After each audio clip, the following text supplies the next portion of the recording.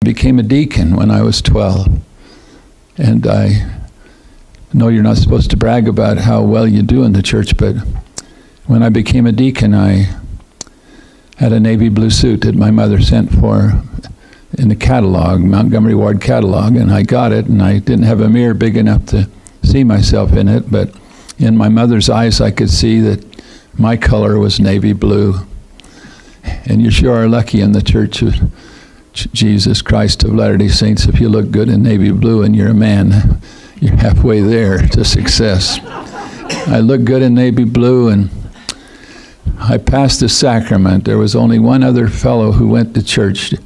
People didn't used to go to church like they do now. I know a lot don't go to church now, but in the olden days we had 1,500 people in our ward, and our chapel would only seat 80, and you could always get a seat. The intense activity in the church kind of happened around in the 40s and 50s is when it really happened. So, but I was a deacon, and there was only one other fellow who was a deacon, and his name was Herbie Pulaski. He was not my friend at school because he wasn't popular, and I could see no social gain in associating with Herbie at school. So my only association with him was mainly at church. And Herbie and I had to pass the sacrament to the people. The two of us could do it. But we couldn't do it except I, probably in a pre-earth life, I passed the sacrament a lot because I just had a gift for it.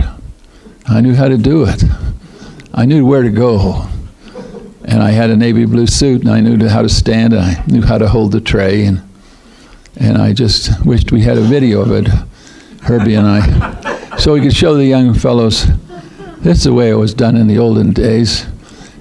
Herbie would go down that row, and I'd scoot down there, and we'd double back and center trays across it. Oh, it was like an orchestra. And so I didn't know what the sacrament meant much, but I knew it was really something to pass the sacrament. So I liked to go to church, and by going to church I was able to have Sunday dinner. Otherwise my mother would not give me dinner. I wanted to be a tough guy. I didn't want to be tough enough to get in fights because you can get hurt by being that tough. I just wanted to be tough enough so people would say, there's George, and he's tough. But my mother constantly interfered in my life. And she did not want me to be tough. She wanted me to be a sissy. And unfortunately for me, I was better at being a sissy than I was at being tough.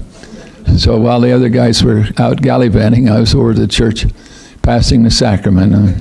And I just did it well. I shouldn't talk about that, should I? Because you probably thought you were good at it, but not like I was. I always had a bishop. I had better bishops than you, but you had good ones. But I can name my bishops now, but I can't because it brings me to tears thinking of who I've had as bishops. And I loved every one of them, and they all loved me. It's really something to grow up in a church where there aren't any ministers, just some guy on the highway patrol is your bishop. My bishop was Mel Grant. He was on the highway patrol. Some of you older guys probably met him.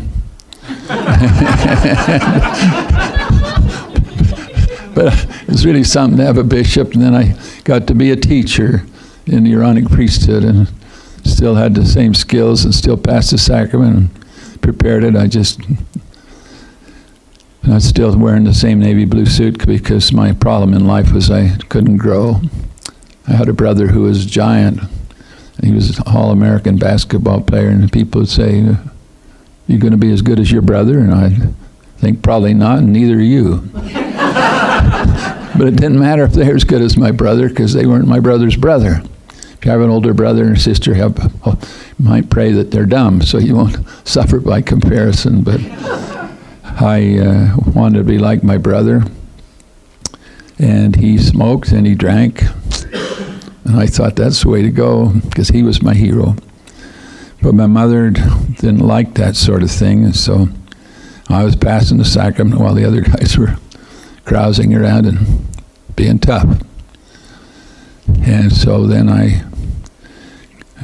one day the bishop said to me, George, you're old enough now to be a priest. And I said, I don't want to be a priest. And he said, why? And I said, I can't memorize that prayer those guys say. And he said, don't memorize it, George, you read it. Can you read, George? I said, yeah, but not when everybody in the church is listening. Because I didn't have any confidence or anything. And so he threw me in a chair, and before I could get up, I was a priest.